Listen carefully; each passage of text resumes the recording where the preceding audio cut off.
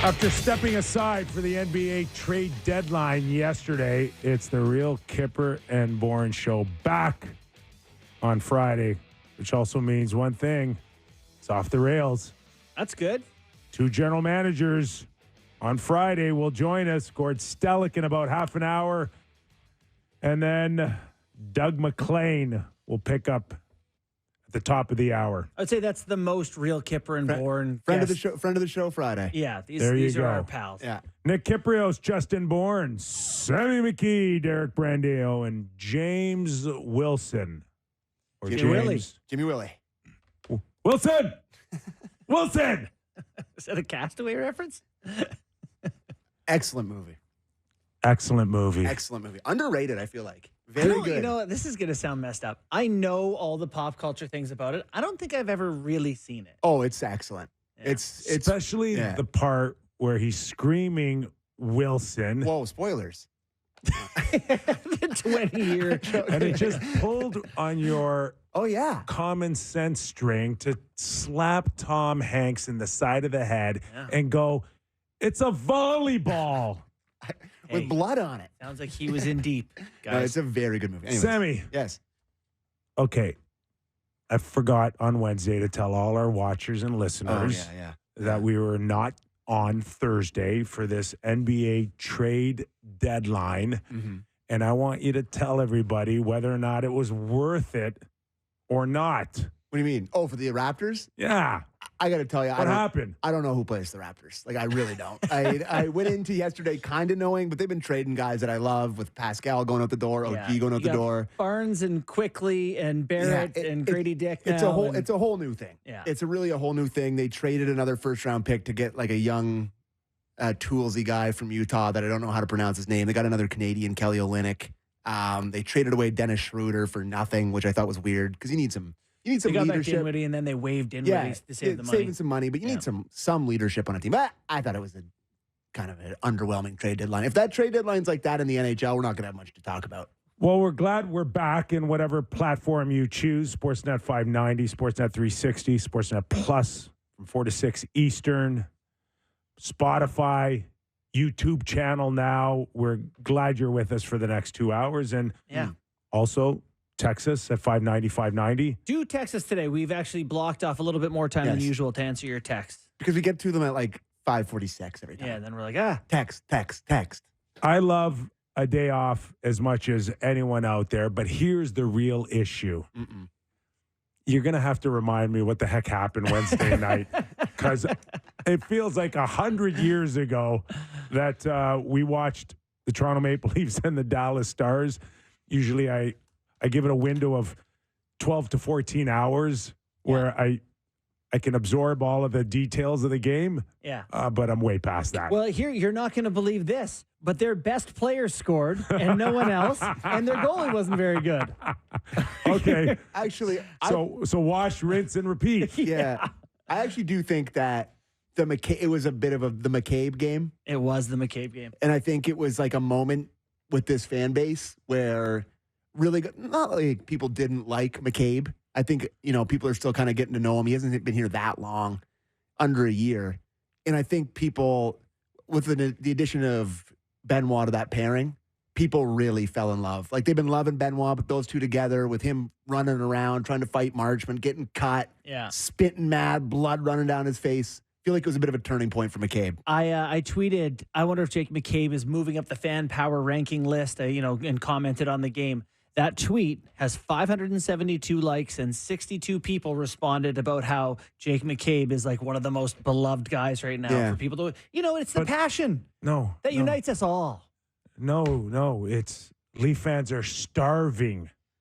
It's a Ritz cracker to a starving man. For a guy with a little blood on his face. Yeah. That's what it is. Yes, and he's that guy. He was genuinely mad, and he genuinely wanted to fight that guy who wouldn't fight him, so he chased him around. He ran him over. But can he genuinely do it a little more often? I think he does it a lot, Kyper. I think if other people did it, it wouldn't feel like it had to be him every night. No. Not like that. Yeah. Come on. But who can do it like that every night? No one in the league. I'm not saying that he needs to be bleeding, but I don't see enough of that out of him to draw that type of emotion. And that's the difference between him being okay to good to being great for the Leafs. Like, I'm not going back 25 years. No, but it feels like a pretty weird quibble to be like, how good was he? Why isn't it every night? Every time someone fights, Matthew Nyes fights. Why isn't it every night? Don't need fighting. Just need a challenge. He challenged Marchment. It was a confrontation. It was eye to eye, nose to nose. No, they didn't fight, but they didn't have to fight, Sammy or JB. Yeah. They didn't.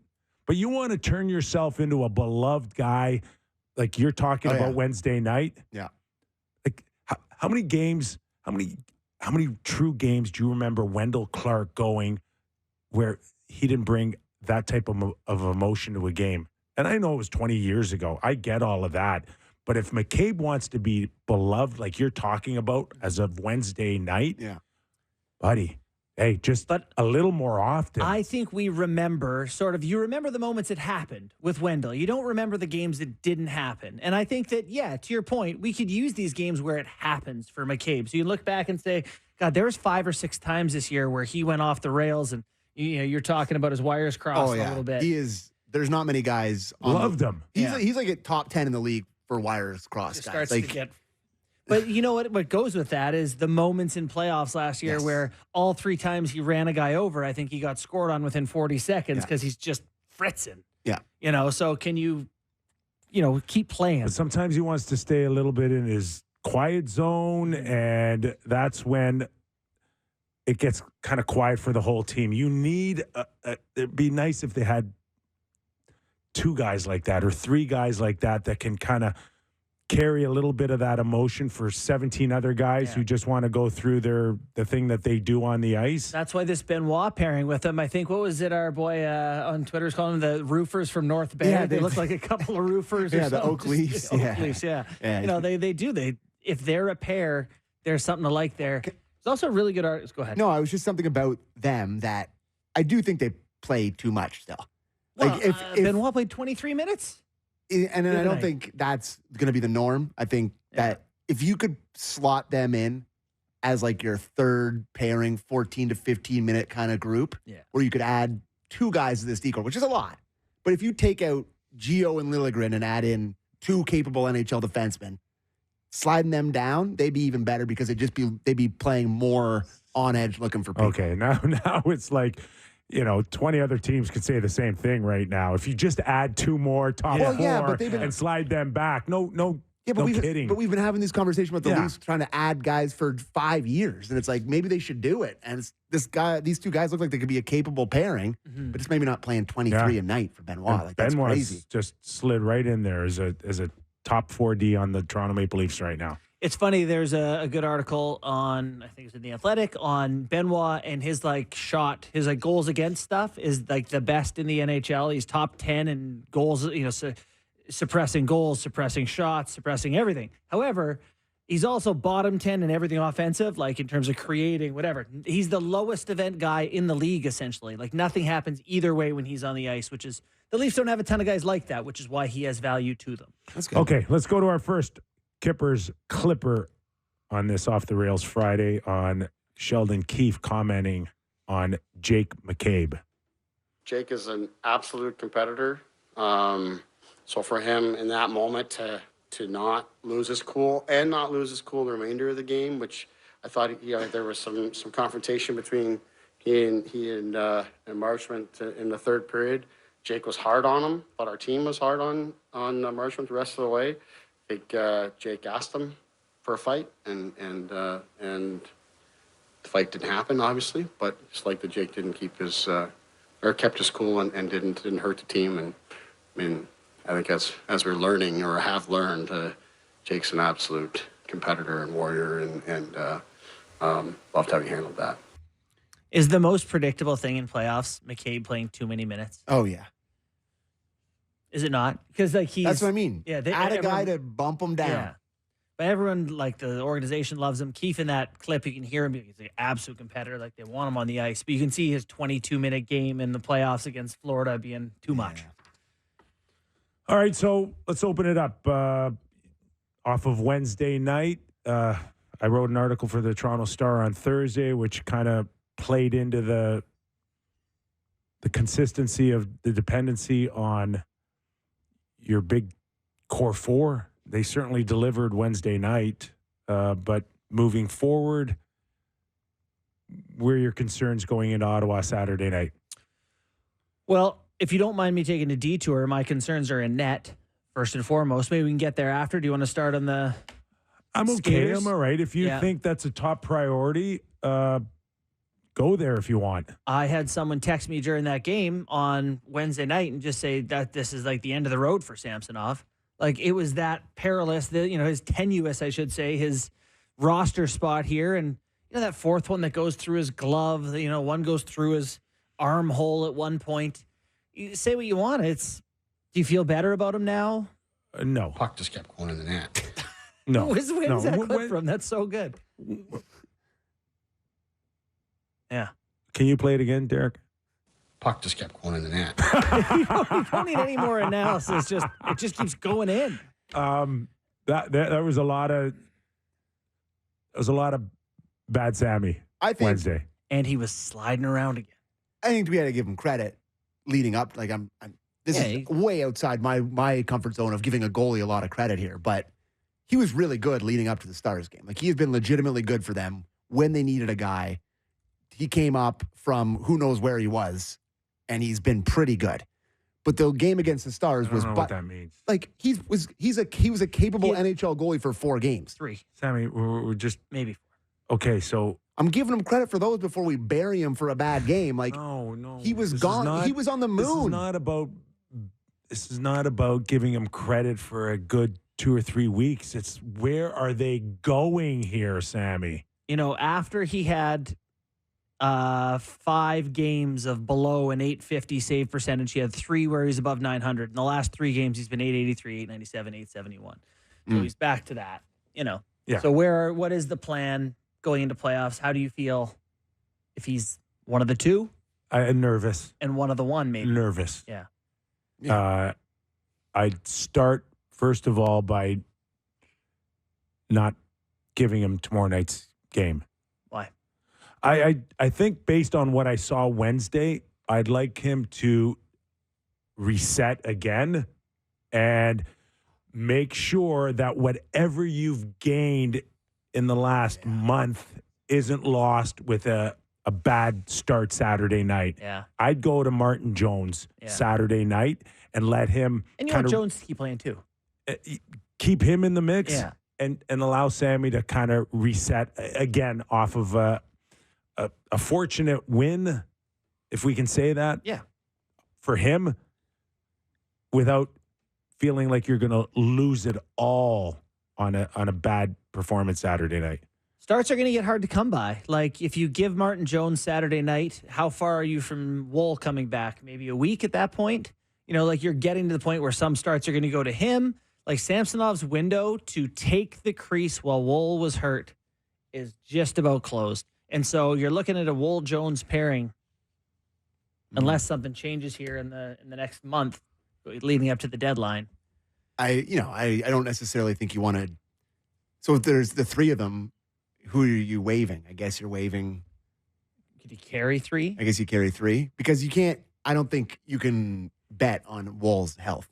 That's a good point. Yeah. Like, I just really don't think you can be like, oh, he's back now from the shot off the sideboards where he popped his ankle and was gone for 3 months. I think if you waive Samsonov, no one's claiming him, and if you waive Jones, someone is. He's cheap and he's.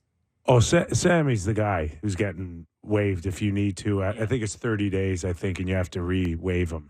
Okay. So there's no doubt that if someone goes down, he's the guy. Yes. Yeah. Yeah. And if you want to take the 3-2 off the books, opens up 1.15 extra there. To do a lot more come trade deadline. Yeah.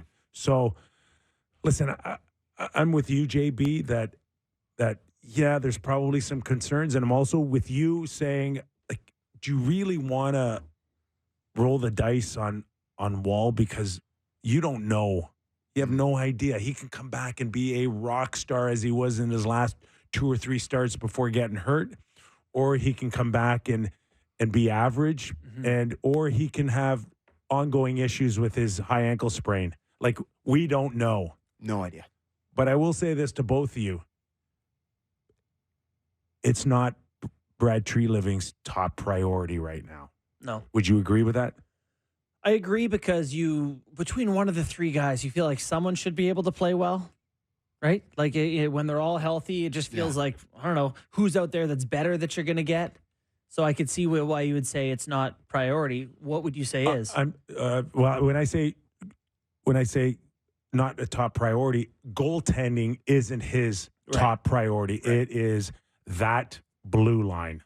And a center of some kind, to me, would be a top priority too. Did you guys feel like, I thought Gio had a tough Wednesday? It's not going in the right direction here. And you love the guy for him giving everything he's got, but it's just there's not much left to give here. No, Gio, you have to have that blue line at least strong enough where he goes into the first round as your 7th defenseman or 8th. He does not start in the playoffs. Really? Yeah, I mean, you love the idea of having him in the press box as a guy who would be rested at that point, could come in and give you good PK minutes and reliable play. But so when we won the Stanley Cup, I think it was Jeff Bukaboom who had some issues. Doug Lister came in. I don't know when he came in. Probably middle of the second round, maybe. Okay. Everybody talks about Mark Messier's guarantee and Mike Richter playing this amazing game. 6 the night Messier guaranteed the win. Doug Lister was like this black ace with the rest of us. Mm-hmm. And he went in there. I remember him. And he did a phenomenal job of just coming in and holding the fort. And I don't know if it ever got as much credit as it deserved. I'm going to say no, because I've never heard that till today. So no. Same. And I can Gio do that? Can he be a guy that certainly can go in there and hold himself, well? Yeah, you're not crossing your fingers on Legason living up to the moment. He's been through the moment. But it needs to come in as that type of supporting role. Mm-hmm. That's possible. Gio starting and playing 15, 16 minutes every other night. I don't like that look. Well, then you better get someone who can PK. You see some of the names people are talking about for D-man. It can't be Chychrun then. It needs, obviously they'd love to have Chychrun, but you're looking for someone who can also help. They need some guys in their own end of the rink here. Okay, you mentioned a centerman. So let's go to Sheldon Keefe on clip number 3 on the Leafs' bottom 6. Yeah, those guys contributed a lot tonight. And that's a deep team on the other side. There's no easy matchups, no easy shifts against those guys. And I thought guys responded well when I put them in.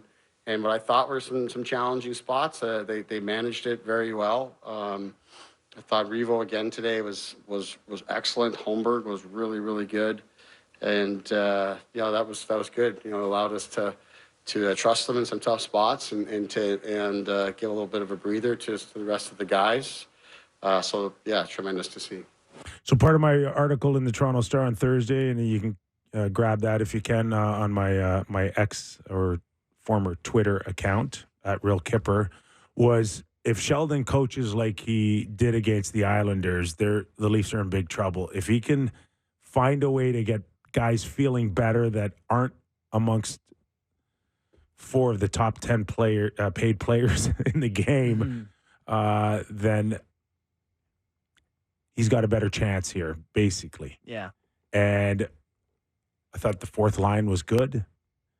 And Max Domi found a way to play, I think, more than 15 minutes. So he got a lot more off his bench Wednesday night than he did Monday night against the Islanders.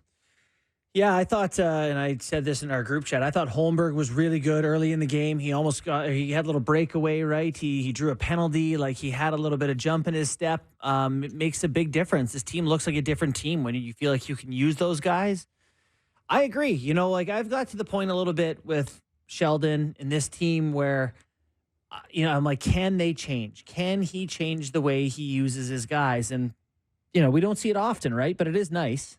Nice to see it can be different, and it worked for him on Wednesday. So Yeah, how often are you going to get that from those guys? Like, right. Reeves has been really good since he's come. I mean, really good is strong, but he's been much better than the unplayable he was at the start of the year. And like you said, they're getting a lot from Holmberg, but I guess it just depends what your aspirations are for the team. You're going to get Kampf back, you're going to get Yarncroc back, but you can't lean on these guys in the playoffs. Right? Like, they have to add a forward if they're really serious about this thing. An ongoing theme. Agreed, yes. An ongoing theme for the Toronto Maple Leafs has been even strength, 5-on-5, a lack of consistency in scoring, including out of their top guys like Tavares. The power play goes 3 for 3 under 2 minutes, which is absolutely phenomenal. But there is still a little concern on even strength goals, 5-on-5s. Let's go to Sheldon Keefe and clip 4 on Tavares and his lack of 5-on-5 scoring.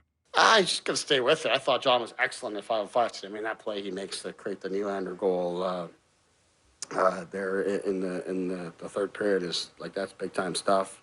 So, I mean, let's not get too picky here. Like, the goals are the goals. However they go in, whoever scores them, we've seen enough goals to win hockey games, and we got that here tonight.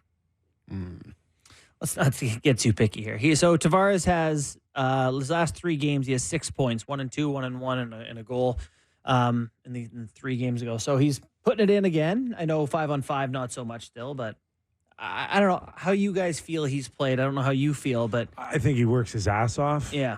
I think 5-on-5 is a challenge for him right now. Mm-hmm. I don't think it's just a bad slump here. I think there are times when there's not a lot of room for him out there, but he still finds a way to get to the net, and he's a great redirect guy. Yeah, he's had a lot of shots. He is getting pucks to the net. And didn't you say Shanny said something? Yeah, maybe so. Maybe so. And we'll get too into it because I know. Where'd you hear him? Well, I don't know how much I should talk about this, but we're here now, so I'm going to talk about it. Yeah. I played in a Sportsnet Cup yesterday, which is like a big, Sportsnet deal, and we went down to the Scotiabank Arena, and we played on Scotiabank Arena ice. And which you said was awful. The ice is just dreadful. I don't know how they ever play an NHL game on that. Yeah. Like, you need the scrapers out there. I was going to say, like, the pad 5 at Canlin is better than the Scotiabank Arena, which is insane to say. Anyways, he was doing like a Q&A. Sean McKenzie was there asking him questions, and then he took questions from the crowd. He was talking about Tavares, and he said that he thought Tavares was having his best year as a Leaf, and just the way that he's working and the way that he's adapted his game with the his skating, how it's maybe gone downhill a little bit, but he's adjusted his game, and he went into this big long thing about it. And it's just like, that's pretty cool to hear. Newsworthy thing from him. I mean, just in general, we hear so little from him, and it was awesome to hear him talk about hockey. And it's just like, you never hear his opinion of the team. You never really hear from him in that. So to hear him say that, it was interesting. I also heard that, he spoke at like an Ivy sort of a conference as well, and said similar things where it's like, and everyone's like, really nice to get, some takes out there. Yeah. It's funny because we hear from presidents in the league, right? Like Jim Rutherford, he'll come on our show if we call him tomorrow. Yeah. And guys around the league. You don't get a lot of public shanty comments on the team, so that's interesting.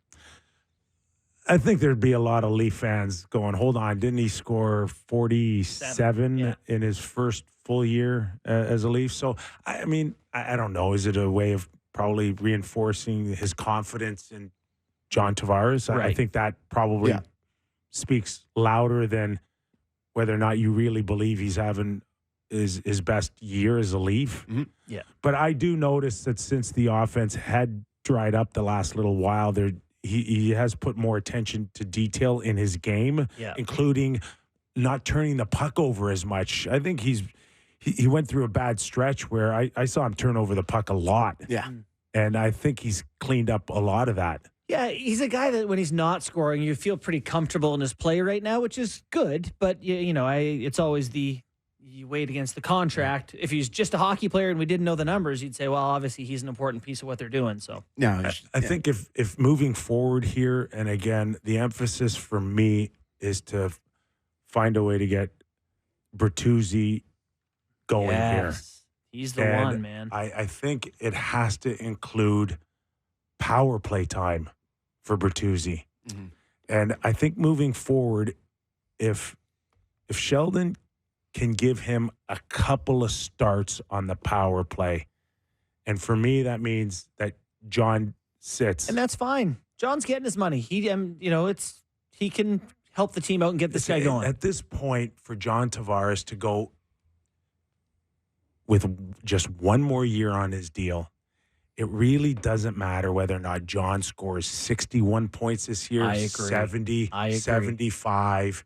So for him, and the beauty of it is that even if you found a way to take him off on selected power plays and give it to Bertuzzi or give it to Domi, come playoff time, John's out there. John's out there, and John won't miss a beat, and he'll still redirects, or he'll find that loose area around the blue paint, and he will find a way to be dangerous. And we're good at teasing out context now. Like if Tavares' numbers go down because Bertuzzi is playing PP1 minutes, we'll know. Yeah. Like it's he's not getting his power play points because It's not Bertuzzi. because all of a sudden you think John sucks or you've lost faith in him. It's I have to get other people going. So I wrote about, remember we talked about power play, the percentage of power play time that guys play on the team. So I wrote about that. That's up on sportsnet.ca. And so the Leafs guys and their big four forwards, Matthews plays 76% of their power play time on ice. Nylander 72, Marner 72, Tavares 69. What do you think Bertuzzi is? He's the next highest. So, and Tavares is 69% of the power play time. 40, 30, 27. 27. My guess is going to be 35. So 27. 27. So he gets 27% of their power play time. Bertuzzi's on the ice. Yeah. But never out there. I mean, And it's always tail end. That time is when they've cleared the zone. They're going back on a breakout. When they're still in their zone. Yeah. Right? Yeah. Like this, Just this 10 is not seconds left in the offensive power setup play. time. This is a different type of minute. So I thought, that conversation of putting him out there would have been really easy if they didn't score 4 power play goals in their last, 7 chances. 3 for 3 last game. It just it was leaning that way. We were having the conversations about the 2 units. Sheldon even alluded to it. And then the last game before the break, Tavares scored the game-winning goal on the power play, and now they've gotten hot with it.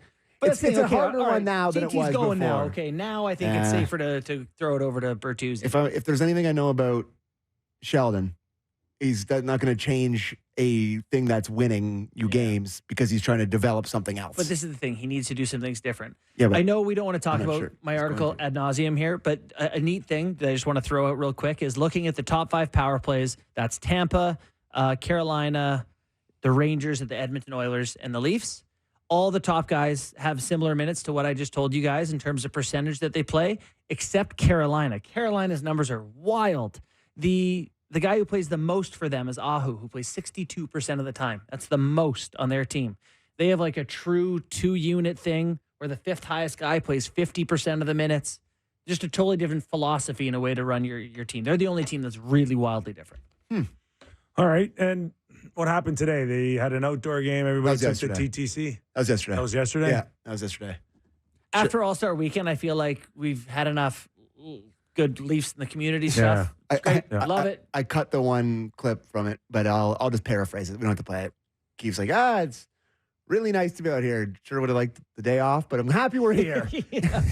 And we watched the video. The guys are on the subway. It's very cool. Guys are wearing the visor helmets. Great.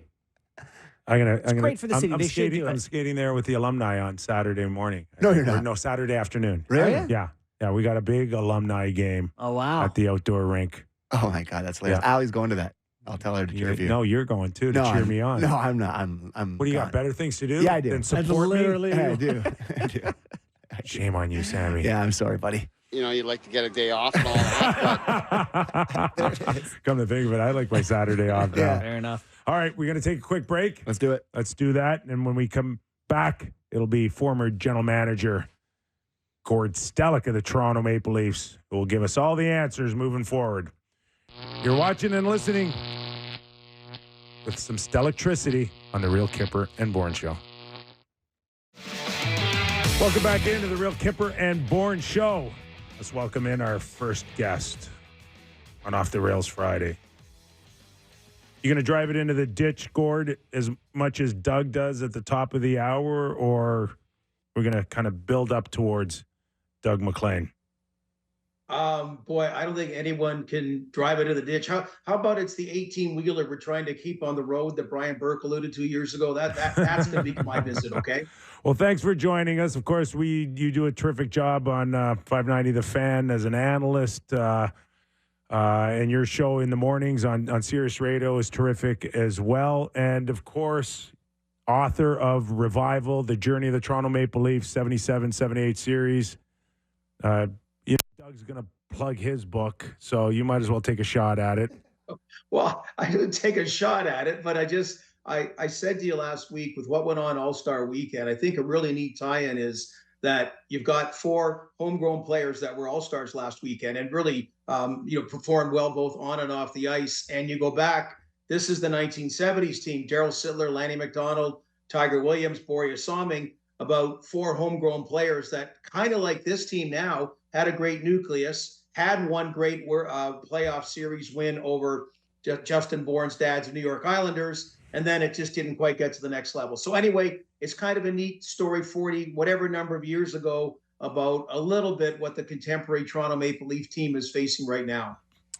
So given all the challenge this current team, they are facing, what do you think the realistic deadline looks like for them? Like, are they going to be able to bring back a centerman and 2 defensemen and a goalie? Like, well, what kind of haul are we looking at here for a Maple Leafs fan waiting to see some change?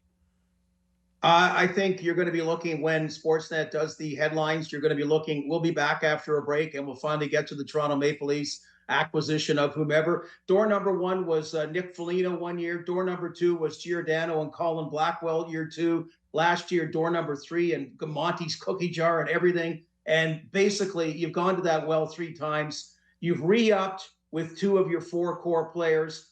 It's not a model that's brought you success in the playoffs, a disproportionate amount of your salary cap going to top 4 forwards, but you're stuck. You're stuck. So you can't keep giving away futures currency. You got to let these guys lead you. And then Brad Treliving has to be going looking at the marked down section where there could be gems like Luke Shen last year for a 3rd round pick. That's not going to grab headlines, but you get 1 or 2 of those type things that could end up being a positive for the playoffs. So we saw a little bit of the good and bad this week between the Islanders and the Dallas game. But what did you see that you think now that they have enough to lead into a playoff push?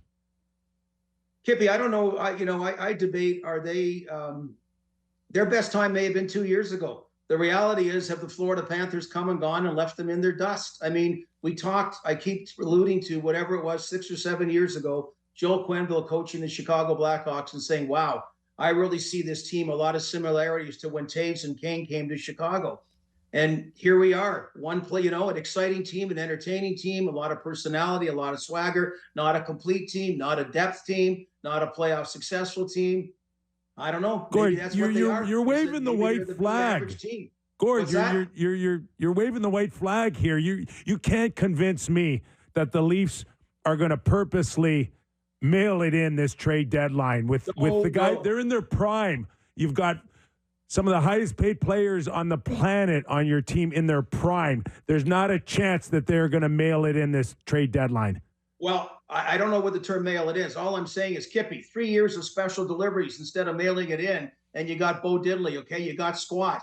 And at some point, all I'm saying is, it's like, let's find out. Let's find, stop this excitement. Oh, my God, Ryan O'Reilly's coming to town. Oh, my goodness, Nick Foligno's coming to town. No, it's the guys that won the game against the Dallas Stars. It was their core players that they have to lead them. And, it's not their fault. They don't have that subsequent depth. And I'm saying that's Brad Treliving. And your pro scouts, be more creative, be more vigilant, and make better deals to get us some supporting cast players. That's not waving the white flag. So if you're looking for internal improvement, there's not too many places to find it from, but Tyler Bertuzzi certainly has more to give. How much would you play with the lines and power play time to try to give him some spark this poor guy just can't shoot one in the net right now, and he has a history of being able to. Yeah, and also let's throw like Max Domi last 2 years with 2 different teams has had, decent playoff runs. So you're hoping, I'm looking at that, Justin, that in some ways they're trade deadline type players, because usually those acquisitions are veteran players on expiring contracts. Now these guys happen to be signed in the summer, but just 1-year contracts. So they're similar to the average free agent pickup. But exactly. Those are 2 guys that you got to hope you get more from in the playoffs. Now, part of the problem is when you're not coasting along in first place or in a playoff spot like they were last year, you still got to go out there and grind and win games and not fall back. You might be a little reluctant to do the kind of things you're talking about. But I agree. It's up to Tyler Bertuzzi to get to a next level. But also, you're right. The team's got to try to get him in a place that can bring it out of him, right? It's kind of a two-way street in that regard. And to your point, the upside could be tremendous in the playoffs. We haven't seen it really in the regular season. We're talking to former general manager of the Toronto Maple Leafs, Gord Stellick. So where did you have Simone Benoit and Jake McCabe as a reliable pairing on your bingo card? Well, Benoit was not on my bingo card, okay? And I give him full marks for that. I mean, it's kind of like when it wasn't a very good team when Babcock fell in love with Matt Hunwick. You had that guy that you really hadn't heard of. And, it's one thing on not a very good team. But I got to say, he's accorded himself much better than I would have thought. It doesn't give you a wow name when you look at the Vegas Golden Knight D or the Florida Panther D or the Boston Bruin D, as far as the depth goes. Jake McCabe was a positive addition. Again, in the playoffs, you hope can bring it to a higher level, because really last year the stories were Morgan Rielly and Luke Schenn. So it's worrisome, Kyper. It's worrisome when you're talking about depth names like that. When you do get in the playoffs, you can go with the core 4D more often. You can do that. You saw Chicago Blackhawks did it in winning 3 Stanley Cups. So your 5th and 6th D can get less ice time. But again, you're trying to hide a lack of depth, and that's always worrisome. Gord, is there a chance that TJ Brodie is just not going to find it in the meaningful way compared to previous seasons? Like, he's been a guy for this team. They're just like, okay, Brodie's spot we don't have to think about. He's just a reliable, steady D. Right now, he's not having a great year, Gord. Where do you think he is and where he's headed?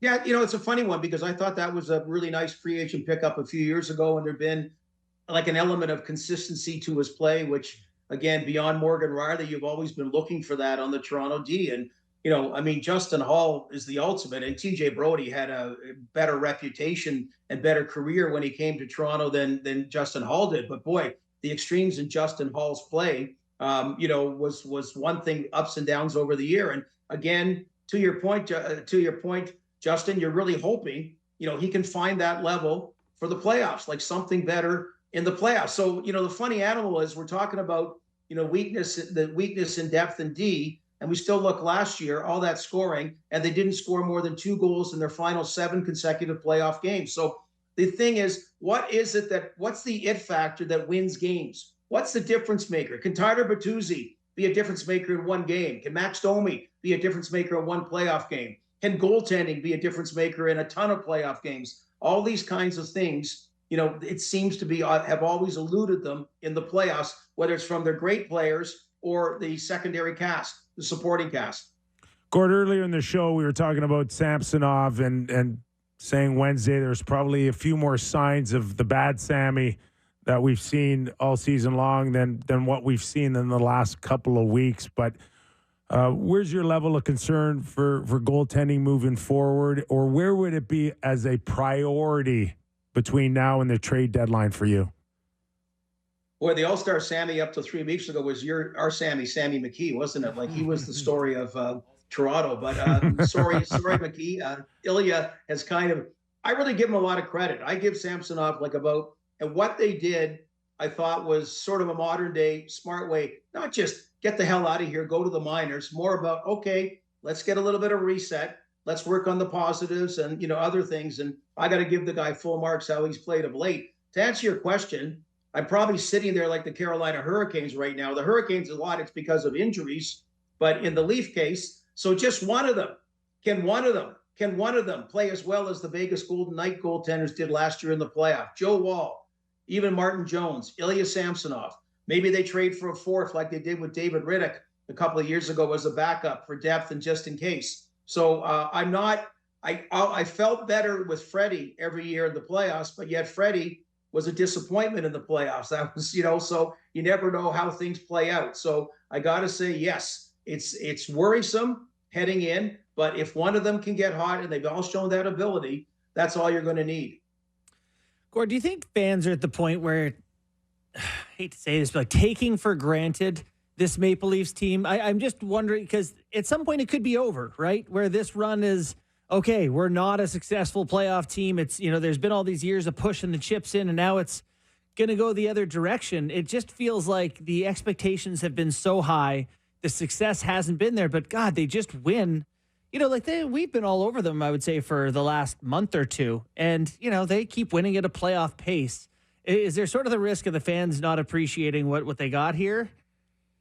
It's an and I'm not plugging the book again, but you go back to that team. Now, that team, a new guy came in and just basically blew it all up and punched Imlach with that team. So that's why you kind of look at that era, with such sentiment about it. But, it's like, these are amazing players. Austin Matthews is on the verge of becoming the greatest Leaf ever.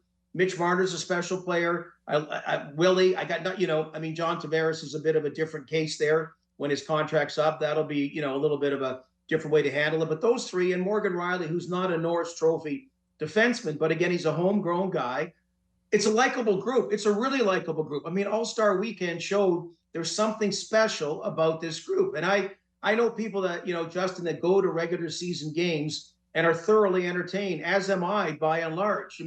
That's what it's about. Go out, and the game against Dallas, when they had to win and the big guns had to come through, they came through. I still find that exciting to watch. I think fans still find it exciting to watch. Yeah. But again, year after year. Now, last year they did win a playoff series, so that was a little baby step. It's unfortunate the way they lose. It's not the fact they lose. 1993, it went down to Game 7. Doug Gilmour battling it out to the last second against Wayne Gretzky's Los Angeles Kings. Going down with a fight, which it didn't really happen again against the Florida Panthers. But I'm with you, Justin, that I don't discount at all what this team's like in the regular season. This is a real special team. There's some real, maybe not special team, there's some really special, great players on this team that 20 years from now will be reminiscing about those days. And Kip, I don't mean to blame the fans for not appreciating them, because the fans are putting up with a lot of failure and still supporting this team. And I get all that. I'm just trying to make the point here that these are pretty darn good teams that are pretty fun, and it's been a good run here. Go ahead, Kip. Just one more for me, Gordo, and that's the presence of a fourth line against Dallas. Reeves, JB mentioned he liked Holmberg's game. Is there still a chance over the next 30 games that they really develop a solid fourth line here?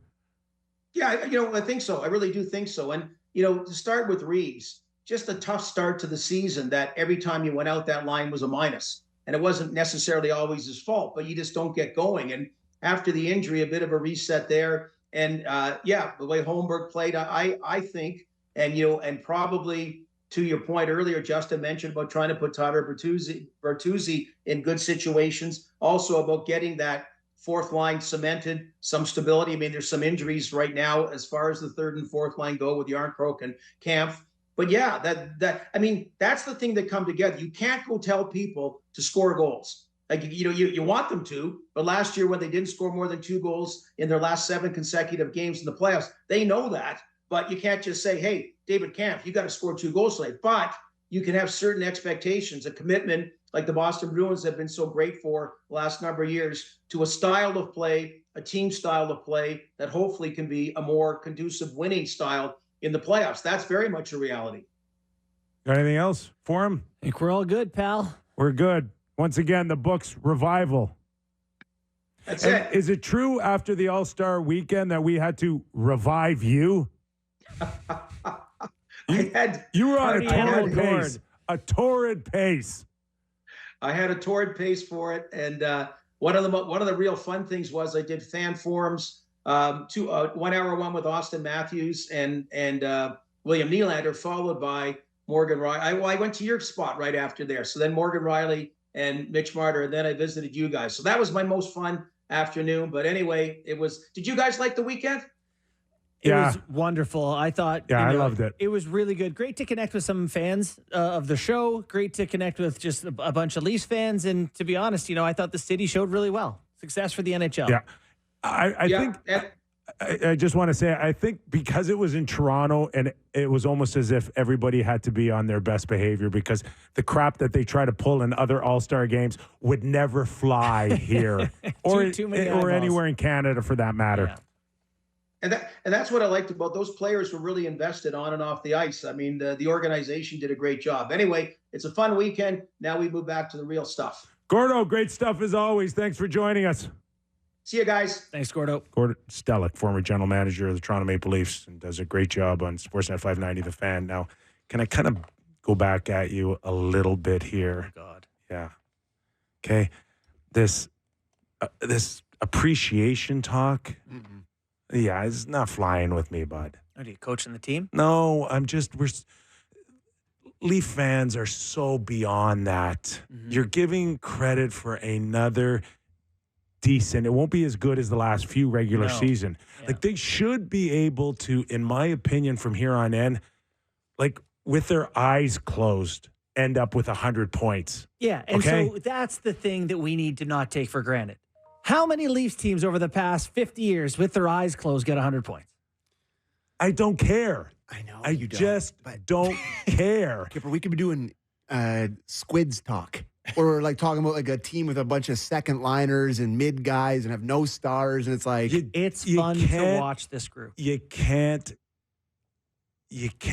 go in and lose in the first round or even the second round quietly again and look back with great fondness about these players. Mm-hmm. You want to say 20 years from now, they were really special. Yeah. And I'm going to turn around and say to you, these really special players, nobody got them over the hump, right? Either you want to blame the players or you blame the decision makers above.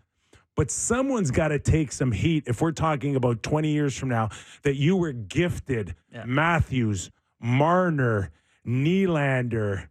Tavares came in as a legitimate guy, and you couldn't get past the second round. How do you look back with fondness? Well, first off, it'll be Dubas that'll eat that one. What's that? It'll be Dubas that'll eat that one. Also, I think they would quibble with the idea that they were gifted. Guys that, outside of Matthews, they made selections for players. They signed Tavares away from other people. But you sucked to get those picks. On purpose, though, very deliberately made a decision to do that. We could have picked those guys. We could have picked them. Sure. But I think, how do Vancouver Canucks fans look back at the Sedin era? How do Ottawa Senators fans look back at the Alfredson era? I'm saying this is the risk. The risk is you look back at this era and go, God, it was fun watching those guys. We never got there. How do we know we're in the good old days before they're gone? That's really nice. It's very, very poetic. Yeah. I'm saying you're right. It's a matter of competitiveness. What is the expectation? Will you look back at this and see it as a failure or a success? All I know is every night when you and I watch the games because we have to. Yeah. It's pretty fun. That's why the Leafs have to get aggressive again and creative aggressiveness. Yes. Meaning Bye. RFAs. Go out and pull names, multiple guys. Don't focus just on UFAs here. Yes. Move money out. Get me GMs on the phone. We need players. All right, we're going to get into how aggressive the Canadian teams have to be in the next hour with Doug MacLean. Our thanks to Gord Stellick. Always does a terrific job on the show. Plenty more still on the Real Kyper and Bourne show. Like I said, we're going to welcome in Doug MacLean. We're going to pick up this conversation because I'm hearing it's heating up. Ooh. Oh, don't go away. More Real Kyper and Bourne after the break. Welcome back into the Real Kyper and Bourne show. This is the national edition. We are live on Sportsnet 650 in Vancouver, and Sportsnet 960 in Calgary. It's Friday, which can only mean one thing. Off the rails, Doug MacLean, and this hour of Real Kyper and Bourne brought to you by Bet365. Nick Kypreos, Justin Bourne, Sammy McKee. Sammy, people all over us because we're not positive enough. Yeah, for sure. Like, I'm not going to really give the text line, but just once in a while, one hits me on there. I'm like, what do you think we're doing here? Yeah. It's just like you think you're sitting in your car, you're driving and texting a 4-line thing about how we're dumb. It's like, yeah, we're talking about the Leafs, bud. We're not rocket science. Also, yesterday, well, before we get to Doug, I was at Real Sports, which great establishment. And, we're like the number one bar show. Every time you go into a bar, it's like I get pictures from my buds taking pictures of it. It's because people have to drink to deal with us. But like, there's no sound. It's just a pretty face. Good thing we're all such hunks because it's like, there we go. But the first time it hit me, I was there and it was fan pregame yesterday, obviously. They're doing the Raptors stuff. And it's on the Jumbotron at Real Sports. So I was sitting there underneath looking up at Justin Cuthbert. It's the biggest screen ever. And I'm like, oh my God, we're there. So right now, right this very moment. Wave. Hey, hello, Real Sports. Yeah, bar. It's like, We're coming for chicken wings. Yeah. Boy, I had some wings there. They're unbelievable. They're great wings. That's what Mike Rupp said today. Oh my God. I listened to him. Unbelievable. And he was like, they got the best wings there. Yeah, really good. Really good. Anyways. There you go. It's nice plug. Probably we didn't get paid for that. But it was just hilarious because you get the pictures of just like the little crappy cottage TV at a bar with us up, and you go there and it's like we're on a movie screen. Yeah, it's a different world. Anyways, plenty to get into, and of course it's Friday, which means that you can send us a text at 590-590, and we'll read them, right, Sammy? Yeah, I'll try. Friday. Yeah, we'll see. Plenty to get into with Doug MacLean. Oilers losing, Winnipeg on a losing streak as well. Sergachev out for Tampa Bay. And apparently Doug doesn't know how to link anything on Twitter or X. Oh, God. Did you? We found him a job. We did. Right? Is he with us? I don't know. What is the percentage cut he's sending us for like a finder's fee? I'm going to ask him. Yeah. But he's so excited today that he texted that he's tweeted. Yeah. Yeah. Tweeted. I don't even know what you call it anymore. It's with not your X. fault. Someone else messed it up. That he's got work now. Yeah, great. He's leading young minds, which can be Where's he leading them? very dangerous. Very dangerous. But he's super excited, and he wants to link where people can join or find him or sign up. And the poor guy can't do it. It's like his VCR is still blinking 12 o'clock. It's because he's tweeting with golf gloves on. He needs to take them off. By the way, did you guys watch the Sergachev video? Yeah, Ooh. I did once, and then I will not watch it a second time. Oh, that was a hard one to watch. Yeah, bit of a wish. I saw it. You see the caption, his Instagram post? Yeah. Devastating. Yeah, and very emotional for him too, right? And he just missed like quarter of the season. Yeah. Yeah, it's tough. I mean, that is such I guess a weird part of this game. And I don't know if it was like this when you played, but now when you're hurt, you're really separate from the team. Like they just don't, not because of you, but they don't want you around in a stall, in the dressing room. Like you come in at a different time and do your rehab. Like you're really on an island. It's a tough thing being hurt for a long time, for months at a time. Yeah, there's more departments now, right? There's they're more come in when we can devote our attention separated. to you. And at the end of the day, you still are like either you're with the team or you're not on the team, and if it's out of sight, out of mind, you feel like you're not on the team for sure. And that's probably what really led to him and the way he feels on that Instagram message. Well, when I had my jaw all smashed up and I was away from the team and I'm on painkiller medicine, and that's actually when I started blogging. I saw his Instagram post and I was like, very relatable. You just want to pour your soul out. Yeah. So that's a tough time. So feel for him, but I don't feel for Tampa, who now has $8.5 million in cap space, is going to weaponize that, and they're going to trade for someone else. They're just going to get Tanev probably. Yeah. No, I think there might be a little bit more like the Leafs, where they have the last few years gone out and spent assets. Well, they don't have a first the next 2 years at least. So how are they going to go replace Sergachev with another player? I don't know exactly what they have. Can they go in and their get Chris coffers, Tanev? I don't think so. You just don't think they have enough assets? I think they spent a lot the last few years. Yeah, no first or second this year, no first in 25. But they do have picks. But yeah, you're right. Calgary doesn't want your third and you're second. You know, it was a first, second, It's a Third, draft fourth, class. fifth. It's a draft class. Come on. It was first, second, third, fourth, fifth. So you think you can go out there and like this is devastating for that team that looked like they were going to be one of these dangerous teams. But you know what? He hasn't been awesome this year, Sergachev, and that's a lot of cap space they freed up. So maybe they can't get Tanev necessarily.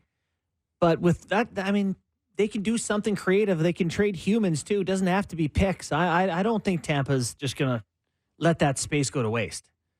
We're getting Doug set up here. Well, it's been a tough week for Doug, I think. Oh, do you? Oh, he's just getting his camera set up, so we should have him here shortly. All right. Yeah. So yes, I don't think they're going to waste that space. They're going to get players. They're hot again, right? They Well, are. smoked by the Isles There last is a night. premium right now for defense. And as we said before we went to break in our first hour, what I'm hearing right now is there's an arms race for defense, and it's led by all the Canadian teams in the playoffs right now. You're talking Vancouver, Toronto, Winnipeg, All of Edmonton them. too? All of them. Yes. And Edmonton too. the accelerating of that by someone like Tampa, I mean, someone's going to go first, and it's going to start a whole domino effect. Okay. Good news. Doug MacLean found the manual for his computer, and he's set to Deep join sigh us. to start. Let's welcome in the former NHL president, GM, head coach, author of Draft Day. Like, what is going on? Your witness protection I- program. Are you okay? Because you've had a really rough day. Rimmer told me you guys were boring. I didn't realize it. I passed out there waiting to go on. So Jeez. Anyway, can you give the real Kyper and Bourne show some credit for finding you a job? you know what?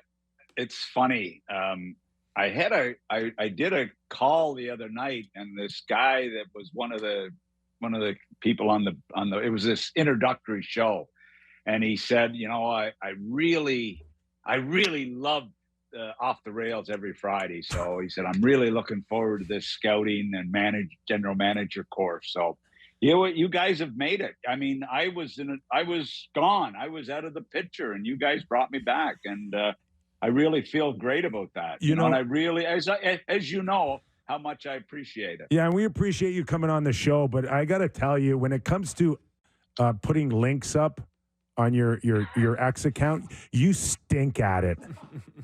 So my brother phones me from PEI, younger brother John. He said, you put an extra space in there between one of the things. I said, okay. So I put an extra. So then I put at SW whatever, SMWW whatever on it somewhere on the link too. But I mean, I don't know. I don't think we're struggling to get people. Jill to help by the you. way, I am replacing Harry Sinden. I mean, Harry did this gig for 19 years, as I told you, and retired at 91. So I'm, I'm fresh. I'm ready to go. Oh, yeah. Well, tell us about what is the company and the role. I genuinely want to hear more about this. Sports. It's, it's funny. I got a call again. It was through the book, and I got a call from the people that have this sports management worldwide. It's been going on for, I don't know, obviously 20 plus years. They're affiliated with Concordia University in Chicago, and you can get credits through this. And they do baseball analytics, hockey analytics, cricket, car racing, every imaginable sport. And they have an 8-week show. So I go every Wednesday night for an hour. Every Wednesday night for an hour for 8 weeks, and then it continues year round. So we'll probably do 4 or 5 segments of this. And you know what? I'm kind of looking forward to it. I'm doing it with Mike Oakey, from general manager of the Peterborough Petes, is a mentor on the show, and Dino Caputo out of, I think it's Tri-Cities he works with. So I'm looking forward to it. So we'll see. We're talking to Doug MacLean, former NHL president, GM, head coach, and author of Draft Day, How Teams Pick Winners. So, Mac, it was described to me coming out of the All-Star break that it's a bit of an arms race in terms of teams trying to improve. Prices are astronomical, but every Canadian team, and including the Vancouver Canucks, who just traded for Lindholm, are really, really aggressive. And I'm told the same thing about the Toronto Maple Leafs, where some people have them as standing down or standing pat a little bit, but everybody's aggressive. But prices are astronomical, I hear. Has that always been the case, no matter what, that you price really high? Always has been the case, that the prices are high, and it always starts with a first-round pick or your best prospect. I mean, that's where it goes, and you fill in with secondary prospects. But, when I see Monahan go for a first-round pick to Winnipeg, I know he's struggled the last few years. He's had injury problems, but look, that's a high price. Obviously, they feel they have a chance. And when you look at who those teams are going to play in the first round, and you look who the Leafs are going to play in the first round, and who Edmonton are going to play in the first round if they stay where they are.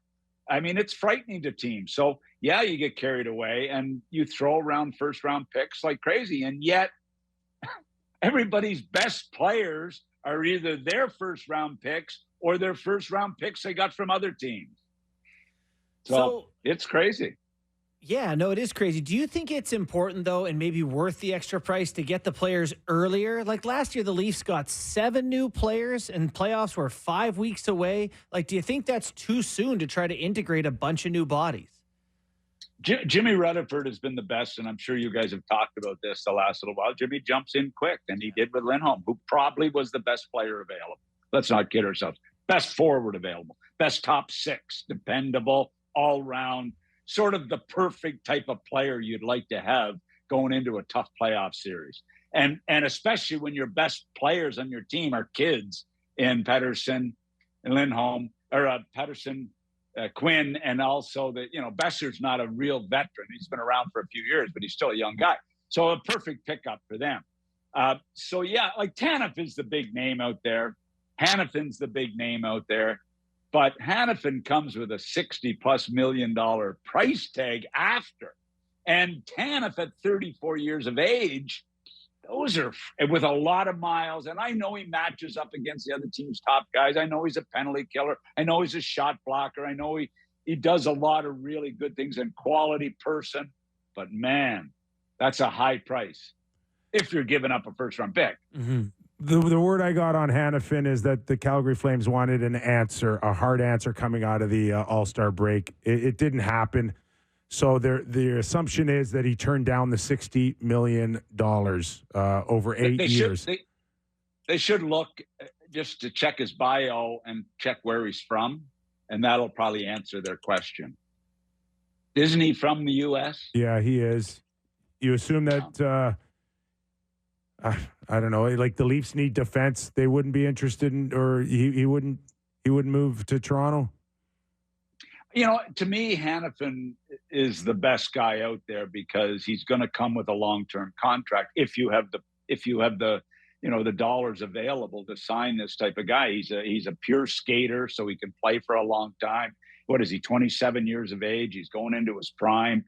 Did you watch him the other night in Boston, that end-to-end rush where he scored the goal? I mean, just a spectacular play. Now, it took him a while to find his way, but he to me, he's the top guy, and he's going to go for a big price this summer if he doesn't, if somebody doesn't trade for him and get him done.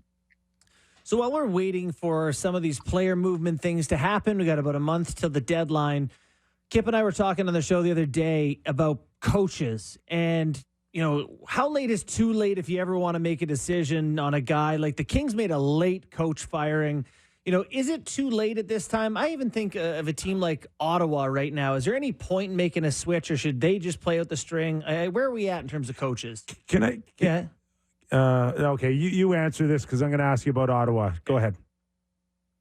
Yeah, you know what? I think, it happens, whatever it happens. I mean, is it too late after this period? Yeah, you want to get it done ASAP if you're going to make a coaching change. You really do. You're getting down to the stretch drive here, trade deadline. You really want to have it done in the next couple of weeks if you're going to make a coaching change. For sure, I think it's critical the quicker you do it. And I mean, I'm not an advocate of getting guys fired. You know, as Jill will attest to, we lived in 29 houses in my career, and you know, that's because you know, we rented the first year, we bought the second year, and I got fired the third year. So I mean, you just got to you know, you got to move around. But I hate to see guys get fired. Had nothing to do with you just ditching the Bills?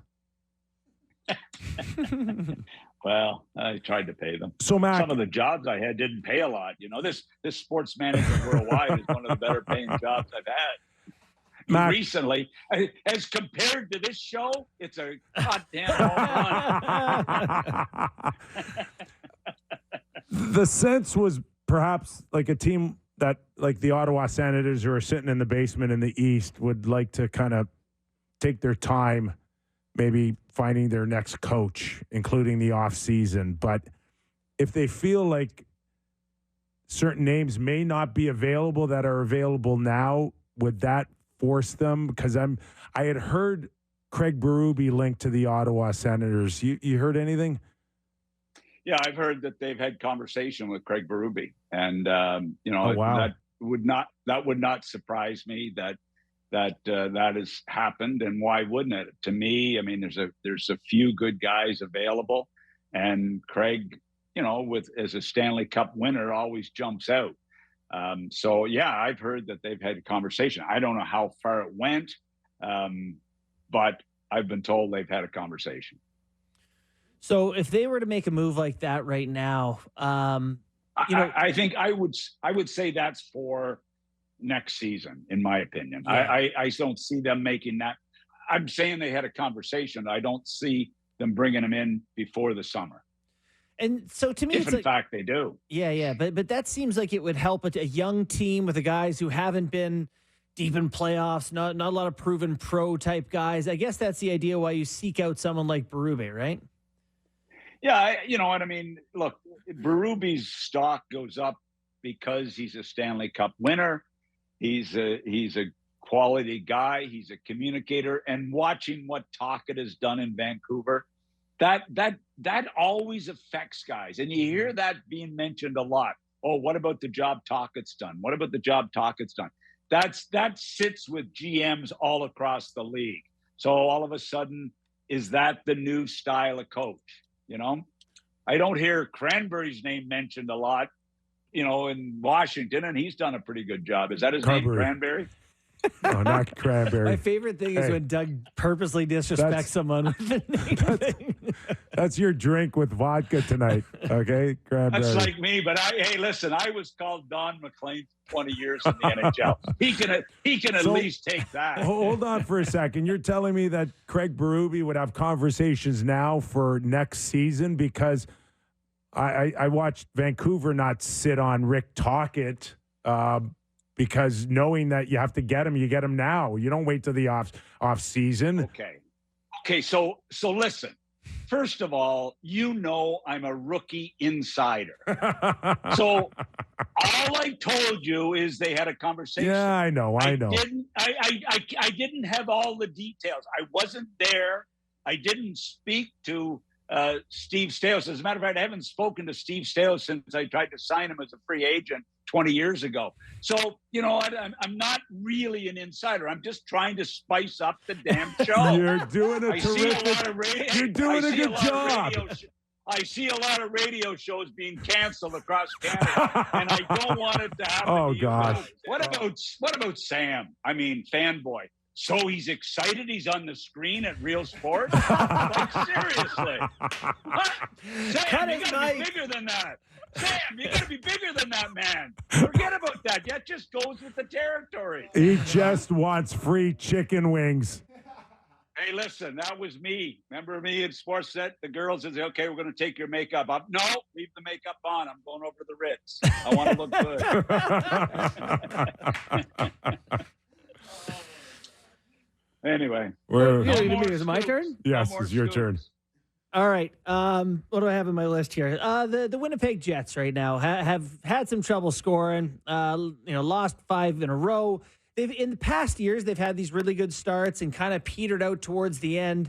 You know, just trying to get a sense for how legitimate this Jets team is. Is this just a little blip, or what are your thoughts on where Winnipeg's at? Hellebuck has been a star, and he's got to keep it going. There's no denying that. Their defense has played unbelievably well. It sort of surprises me because they're not that deep on the back end. They're a team that could really use a TANF, in my opinion. So, you know what? Yeah, I think they're a pretty good team. They're fast. They've got skill. They've got a real good, one of the best goaltenders in the league when he's on top of his game. We haven't seen it at playoff time a whole lot yet, but yeah, they're a pretty good team. I mean, but look, you're going Vegas, you're going Edmonton, you're going Vancouver. Coming out of the West is going to be tough, boys. Mac, it's almost as if some teams can't win if they don't go on a 3 or 4 or 5 game losing streak, then they're not battle tested, or they didn't have enough adversity during the regular season, and it's coming. So, I mean, as a coach in the past, well, hey, your team in Toronto's battle tested. Then they should be ready for the playoffs. They should be really ready. And adversity with goaltenders out, and tough situations in that and on the back end. So, yeah, I agree with you on that. So you've got to be battle tested. So is at 5 games for the Winnipeg Jets, is that more of where might have to go and clean up a few areas, or is it just don't overreact? I think with Rick there as a veteran guy and Chevy, I don't think there's going to be an overreaction there. I think they've got, there seems to be a change in the dressing room, and we've all talked about that Wheeler-Scheifele combo, where that was with a leadership perspective. It looks like some different guys have taken over the leadership there, and I think that's a positive thing. As I said, Hellebuck, Morrissey has just been a terrific player in the back end. Rick has done a good job in there as a calming influence. But look, guys, look at Vancouver. I know they've had an unbelievable year. Unbelievable. But we saw what Boston did last year, guys. And they go against Florida in the first round with, what did they have, 130 plus points last year? Yeah. I don't know what it was, but it was, and they go in and lose in the first round. No guarantees, guys. It's that different in the playoffs. It's that different. And, but there's 6-8 teams right now that look like they're pretty good teams. All right. Well, listen, you brought it today. A few laughs, a huge Ottawa Berube scoop, and free chicken wings for our Sammy at Real Sports. Hey, listen, you know what? Now that I'm going to be a lecturer, professor style guy, I'm going to be much more serious on this show because I have to portray an image, and getting the damn link wrong is not a good start to the job. Great stuff, Mac. Professor Doug. Hey, thanks, and I'm happy to contribute to your, your livelihood because things are expensive in Florida.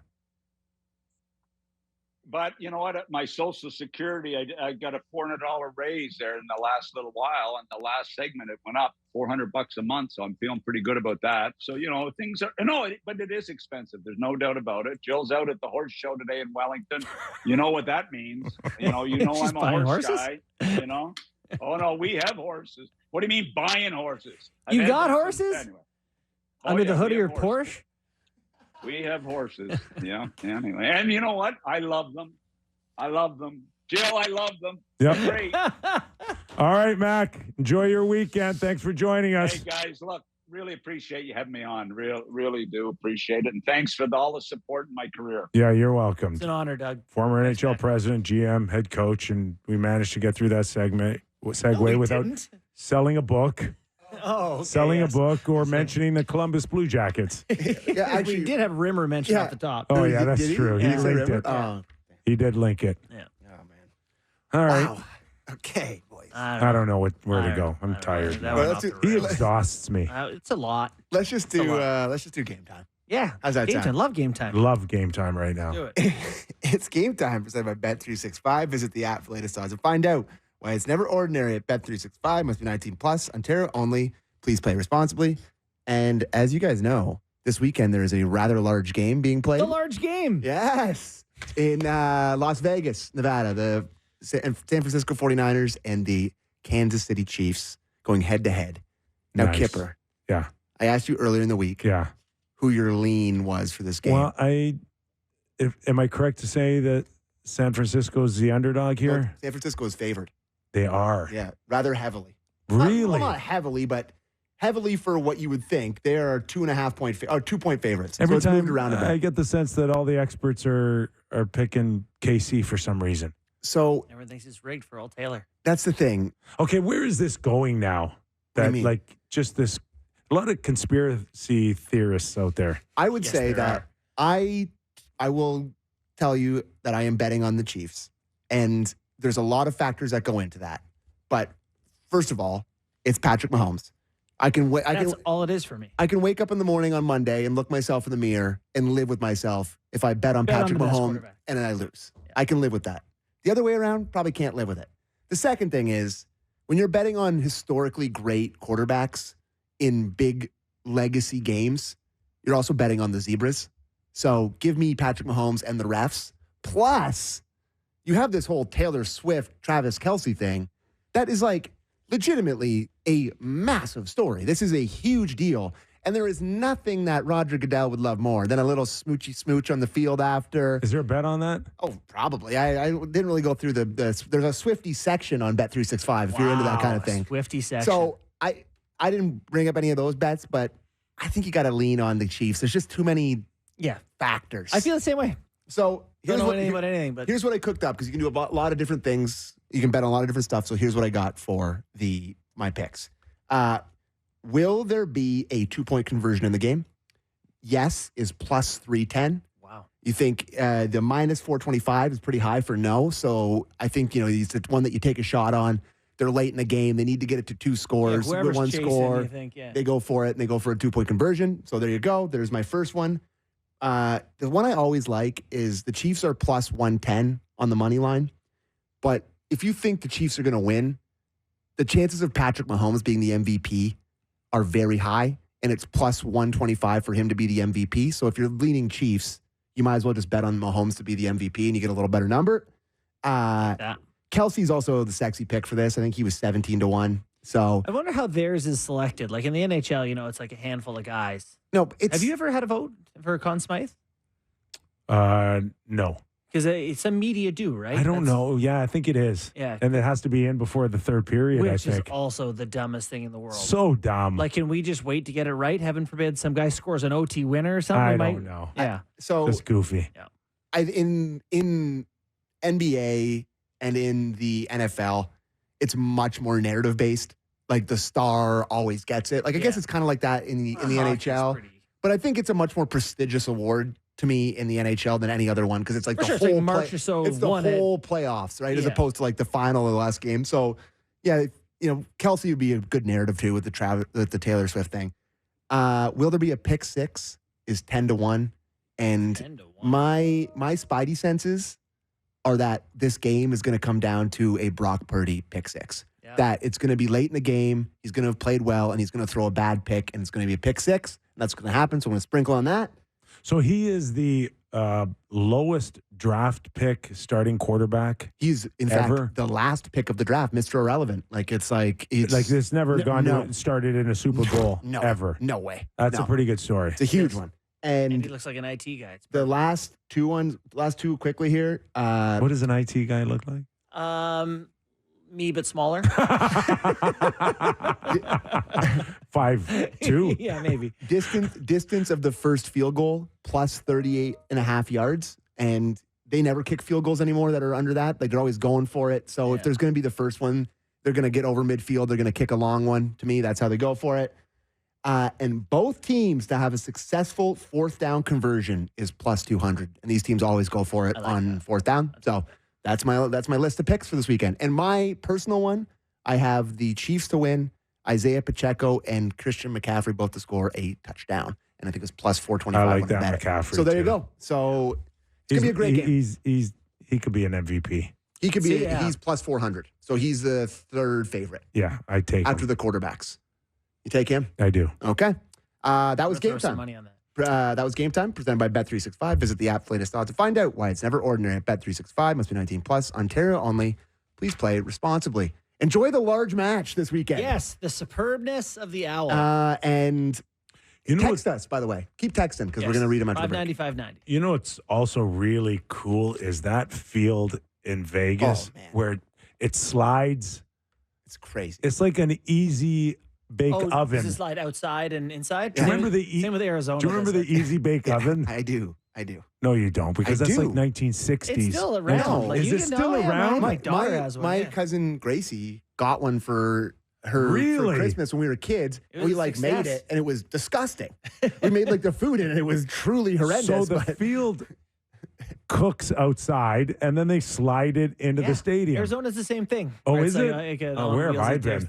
I don't know that if it's common beyond those two, but it's very Okay. cool. It is cool. All right. So somebody's texting in that Kurt Warner was undrafted. He went to 3 Super Bowls and he won one, but he wasn't the last pick in the draft. No, So we're talking about the last latest pick in the draft. No, but draft. No, that's, pick. the idea is the most unlikely this guy. guy's The story this is- guy's moving the goalposts. But Kurt Warner had a But that great guy's career. right. This- He had a great career. and he was less likely to have that career than Brock Purdy.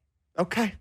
That guy's on point. All right. Thank you. All right, let's take a Dexter. quick break, and when we return, we're going to get to your text questions on 590-590. Let them rip. We're here on Off the Rails Friday. Back after these words. The Kypreos, Justin Bourne, Sammy McKee. Are you okay? Because I'm watching you kind of... You know, you look like that Mel Gibson character in Lethal Weapon when he tries to pop his shoulder back in. Yeah. I do. I have to pop my knee in like once a day, usually just from hockey, like click a ligament over something. I don't know. And I just popped it the wrong way. And it works. It used to. This time it didn't. I'm worried about turning on it. I'm hurting today too. I played a lot of hockey yesterday. 5 20-minute periods, pushing the pace, trying my best. I'm hurting.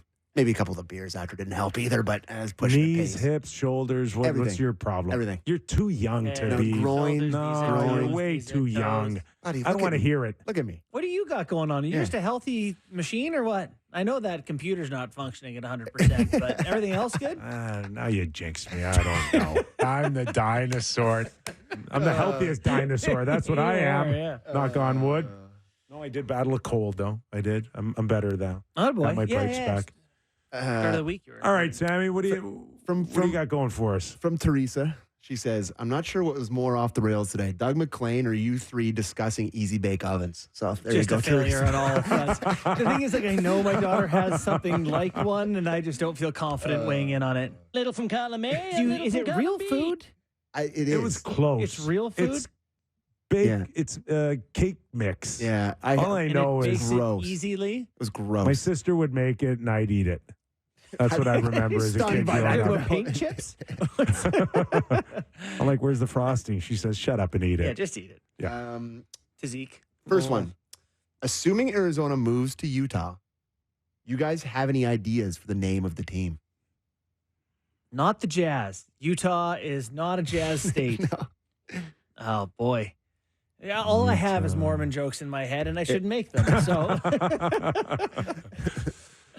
Yeah, I mean, no, I don't. no, we're going to need to workshop this to make horrible. sure we can come up with acceptable. I could say a few things, but then I'd go home going, did I get myself in trouble? Well, Now, that's- what like the Mountaineers or like the mountains or something to do with the mountains? Sure. The That's silver exciting. tips. Steal Blue from sky. Everett. Steal from Utah sky. Just straight from Everett. Steal from them. The Straight Salt up. Lake City Silver Tips. Buddy, how good does that sound? I got their name. So Call now- me up. You're a terrible team. Now that we're in What? a You don't couple, think that sounds good? It does. now Yeah, that thank we're you. in a couple of years, how is Kraken working out for you? Well, I still, it was very Raptors in that it's like there were some rum commercials and Release the Kraken was a thing for a sec. And I hate it. I hate it from the start. They're the squids. But, It's terrible. But I love that they're of the ocean, right? Like being in Seattle, the colors are great. Like the whole theme works. yeah. Kraken itself. I can't hear it without thinking of like crack. Yeah. I'm sorry, but like, If you you have know, a problem obsessing over. yeah, I mean, just, I know people that Maybe can't that's, talk to. maybe that's the vice. That's what we're talking you know, I'm just like, you didn't know that was coming? You guys are The playing like Krakos. you're on Kraken? Yeah. No, it was right there. Okay. Back on the rails. Why on is the rails. Kyper wearing? Oh God, Remember wearing what? his Stanley Cup ring. So he tweeted that in. I did an event today for Mercedes-Benz, who will be Oh, advertising on the Rogers network. Oh, yeah? Oh, Yeah, breaking so, news here. Okay. There's an amazing new dealership off the QEW, which that there's only I'm told there's only 4 in the world like this one. That's the dream car right there. Is so it? That's, yeah. Okay, I know people. I've seen your little machine there. I know damn people. nice. Yeah, I know you do. I'll set you up. But that's why I am the way I am. I did wear it All-Star Weekend because believe it or not, like I didn't see a Stanley Cup ring until I was like 19, and I saw Keith Actons at the Philadelphia Flyer training camp, and I was like blown away. Yeah. Wow. Yeah, it was a wow moment for me. So Wow, it's wow, amazing, wow, even wow. being in Toronto, people have never seen one before. Yeah. So I know. it's kind of nice every once in a while, and I wore it today for a lot of the salespeople. You've been doing lots of events lately. It's great. Yeah. So that's why. Yeah. All right. Good talk. See you out there. That's great. No further questions. I know it's not hockey related, but TMZ is reporting that Sammy McKee's boy Justin Bieber will be joining Usher on the stage at the Super Bowl. Pretty exciting, guys. Bieber with Usher? Yeah. Okay. Because they have a connection. Is he going to wear the Usher. No, he's not. Lorax coat? The stage isn't that big, I heard. coat. Yeah. The coat has to stay home. Because Usher scouted Bieber. That's like how it started. Oh, he was the one who signed him. He was the one who brought him up. And I think what was the first song? The Baby O. I think he was on that song, isn't he? So maybe a little bit of a Bieber connection here. That'd be cool. I mean, Speaking of my cheap plug for Mercedes-Benz, not cheap. What is going on at the Super Bowl? Everybody's pitching something. What do you mean? It's all about the sales. Yeah. It's all product Yeah, of placement. course. It's way over the top. Well, now there's trailers for the commercials. Have you seen this? Yeah. To sound like Leno? Yeah. There are trailers coming out for teases for their commercial spots to get people Do we have a engaged. price tag on 30 seconds this year? I would. Well, A into lot. Schmills, right? I don't know. Have we got an official number? No idea. All right. Like $15 million or something for 30 seconds? It's insane. But money. the crazy thing to me is that you go on YouTube and you're like you can't wait to scramble through the ad to get to whatever you're gonna watch. And it's like, what am I gonna go YouTube the ads? Yeah. It's like I'm gonna go look on YouTube and look at an ad. It's like Sit it's an through ad. an ad to get to an Yeah. ad. Anyways. The price of a commercial in 2023 was $7 million for a 30-second ad, but it's like a prestige play for these brands, right? Yeah. Hey, they're not going to make the money back, but it's like we had a Super Bowl commercial.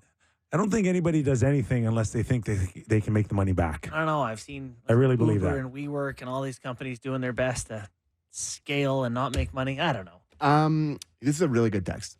If the NHL has any integrity, 3-on-3 overtime must not account into a player's yearly or all-time goal totals. Gretzky played in 202 overtime games, all at 5-on-5. Imagine how many more goals he would have had with Curry and Coffee and all that open ice. Likely 25 more, or not including the extra assists he would have had. I'm in. I Ovechkin's chases Get rid of his goals. I agree. I agree with him, but from the National Hockey League point of view, to now separate all those records and to modern day or post salary cap era just looks bad and sucks. Yeah, I don't know. Baseball has a lot of asterisks in their history book where it's post this or prior to steroids, that sort of thing. I don't mind it necessarily, but I just don't think this is skewing the numbers that much. Ovechkin, over the course of his career, how many years? 15 years. I don't know how many OT goals he had, but he would have had some at 5-on-5. Maybe he's got 5 extra goals because of it. Yeah. It's not enough for me to go, let's asterisk this. In baseball, for instance, the bases this year or last year, I don't know when they did it, are bigger. Yeah, they did. Which means the distance is shorter to steal a base. Yep. Which is great. Action, more encouraged. No, I get all of that. But it's not about but you're still changing. you're still changing like the record for most stolen bases. Sure. But you know what? I've come Moving around forward. on this. I've changed my view where if you're beholden to the record book, if you're a prisoner to the record book, then the game's going to get worse and you need to be able to adapt. You need to be like baseball. There's no balls in play. No one was stealing bases. They made some changes that's making their game watchable. So you have to go, You know what? he stole that many bases, but he had slightly, then they'll just do that. You know what their problem is baseball now? It's too fast. Oh, beat it. No, I'm telling you. They immediately shave 30 minutes off every game. So not enough time too for fast. advertising or something? Exactly. It's too fast. It's done too early. And now the networks are left with post-game. You haven't really heard that somewhere. Is this opinion or does someone tell you that? Buddy, I know people. I know you know people. No, I heard. Yeah. It's a problem. It's too fast. And in the building, like I think I've talked about this before, but last year I went to probably 10 Jays games, and my cadence of watching baseball was off. Yeah. Where it was like, you can Go get to the get a peanut dog out, and miss an inning. No, you can have a sip of beer, you can have a quick, and then you can have the pitch going. And it's like, oh my God, I missed 2 pitches because I'm not like paying attention. You'd be way more locked in. And I went to a game with a big group of guys. We were there for 2 hours. Yeah. Like you go, you expect Soccer game. Yeah, it was like bing, it was over. That's great. That's what it should be. The Yeah, but you sports can't- plays I 162 agree, times. but you can't middle it where it's like we wanted a little, but you can only go all in on it. Yeah. But it's definitely a changed experience. I There's think no doubt. ratings have been way better. They're getting more engagement. They're much faster. I'll tell you who loves it. Aren't they speeding it The up writers. again? The writers love it. They're Yes. like, oh yeah. Are they speeding it up again, or I don't maybe in know. playoffs? Or? I think there was maybe a rumbling, but I haven't really dove into baseball yet, other than Justin But Turner. that's an interesting thing. It would be crazy then to see them adjust it to slow it down. That would be I don't know, like, what you can. yeah. But like I said, I do feel that being a prisoner to the history books is bad and makes me think of the NHL. Like, go ahead and change whatever rules you got to do to keep people engaged. I fought the bigger nets thing. I'm thinking of bigger nets, which I hated forever. Was our game that much in trouble when they went to 3-on-3? Like, to me, it was our product isn't good enough over 60 minutes to get your money's worth. So we're going to throw in this 3-on-3 and then a shootout. But like every NBA game you went to had a winner and loser. Every baseball, you left the game feeling like you got an outcome. And I don't think they felt people were leaving satisfied when you stay invested this whole way and go, oh, no one wins. Okay. Yeah, I can buy that because, Give me an we've outcome. covered a lot of games, and a 2-1 overtime win does feel like a win for everybody. Yeah. Including the players, right? They celebrate it as if they won it in regulation. I would be on board for I goalies get not that. having those goals count against their stats. I'd be on board for that. I feel like that's a different animal. The Leafs have been in 3-on-3 overtime 16 times this year. Oh, you don't think it The should? goals against should go against their. So did our questioner say that the goals shouldn't count either? Yeah, that's what they're saying. That's what they Because said. if Yeah, they're saying the goals shouldn't count, I buy into that. yeah. I buy Because in for the that. players, you're only getting a few individually over the course of a year. Yeah. But for a goalie, if you give up Yeah. 6, 7, Yeah. 8, Like, is 3-on-3 that much different than a shootout? Like, really, you're when you right, think in about terms it, of is like it so one gimmicky, counts finish and the one game. doesn't? You're right. The shootout goals don't Come count on. against your record. One's a game winner. There's penalty Shootout's shots. a game winner. Yeah. I can have a game winner in a shootout like I had 3-on-3. What's really the difference? Everybody's going down on a breakaway or a 2-on-1. Yeah. So tell me what the big difference is. I'd be curious what the save percentage is at 5-on-5 versus 3-on-3 in the NHL. I could probably figure it out. From North Bay, followed Kyper when he was here. Great to watch him snipe it. Oh, tell us How all old- about North Bay. How old is Kyper. that person? And any Bert Templeton stories? Wasn't he a singer? Just my favorite one is when I got traded up there from the Kitchener Rangers, and green as can be, and I'm nervous as heck, and I'm in his office, and the first thing he says to me is, "I want you to know I treat all my players the same." Then he looks at me and goes, "Like crap." Is he serious? I'm serious, and I don't know whether to laugh or cry or like nod. Like, yes, of course. That's the way I prefer to be treated, sir. He used a different word too. When Yeah. When's the last time you were in North Bay? Probably with our segment on hometown hockey. I went up there. Buddy, you must have just been strutting around. Don't pay for a meal. Nick That was pretty good. Kypreos. Oh, pretty yeah. good. Oh, yeah. Just wearing the full hockey pants again. The one piece The Cooperalls. Cooperalls. Yeah. Yeah, That's that was pretty good. cool. So I did an event with the Leaf alumni casino night, and so myself and Dave MacLean were a line in North Bay, and Keith Osborne, which was a Ozzy's Toronto son. kid, Oh. and it was the 12th overall pick his draft year, and he was working for Falls View Casino on one of the tables. So Oh, yeah? we had our line reunited Oh, that night. That's really cool. That's Yeah, really hilarious. cool. That's awesome. That's really funny. That's really We funny. got time for one more? Nah, I think we should probably wrap it up. Did we talk hockey at all today? Not much. I got Super Bowl. I got baseball. I got Doug's professor, whatever. I got to tell you, He today said is one of some those offensive days. things. Like, I worked at 6 City News or City News 680 for a long time, and I edited audio. That was like how I started my career at Rogers. And I would legitimately cut the weather. Like, I would do like the audio cuts and like get it ready for air or whatever, and they would record it. And I get home and I was like, "What's the weather supposed to be like this week?" I'm like, "Ow." It's Just absorb none of and that. that's what I feel like when she's like, "What you talking about on the show today?" I'm like, I actually have no idea. Leaf Sens, Saturday night. Who you got? Leafs have had trouble there too, haven't they? They don't. lately? Yeah, they don't win there This often. is the exact game they lose. No, For sure. they should win this. Should, yeah. They should Lots of win. games. Canucks, Red Wings. Detroit's been off for 2 weeks. They're back at it. Vancouver is playing their 1 p.m. game. There's a quick few follow-up. afternoon games tomorrow. Quick follow-up. Ovechkin has scored 26 regular season overtime goals, all of which were either 4-on-4 or 3-on-3. 26 regular season 4-on-4 or 3-on-3 goals. What does 4-on-4 help us there? Aren't we Well, doing an overtime thing? Yeah, but overtime. Like, it's not 5-on-5. Gretzky's were all 5-on-5. So it's like 26 is a big He never number. played 4-on-4. There weren't penalties when he played? No, like in overtime. So the- 4-on-4 overtime. But Anyway, when okay. Ovechkin started, it was 4-on-4 overtime. Then it went to 3-on-3. Oh, I see. Yeah, so it's like 26 is a big difference. He wouldn't have scored 0 at 5-on-5. I can tell you No, that. but it wouldn't be 26. No, you're right. Anyways, we I got a gala tonight. you do? What Yeah. are you doing? I got The this princess motion of the ball, ball. for Special Olympics. Awesome. With I the love that. Liberty group tonight. I it's played a a lot good of one too. Keynote speaker? No, okay. just be keynote watcher. yes. Keynote drinker? I played a lot of wheelchair sports growing up. Yes. My brother's in a chair. Oh, so- really? Yeah. So I played on hockey teams, basketball. Oh, good. And yeah, So it's I'm doing a good thing tonight. yeah, absolutely. And if you're in Pat a on the back. wheelchair, yeah, keep your fingers out of the spokes. A lot of collisions. You get the fingers in Oh, there. yeah. The cambered wheels help a bit, but man, you can get lit So up. you pretty played? good. Oh yeah, Excellent It's brutal. advice. You put your feet on the ground when you're playing basketball, and, they're like, and they're "Stop that." competitive, boy. Buddy. Yes. Okay? And you didn't get those arms for no reason. All right. Our thanks to Gord Stellick and Doug MacLean. So you guys are going to take it easy.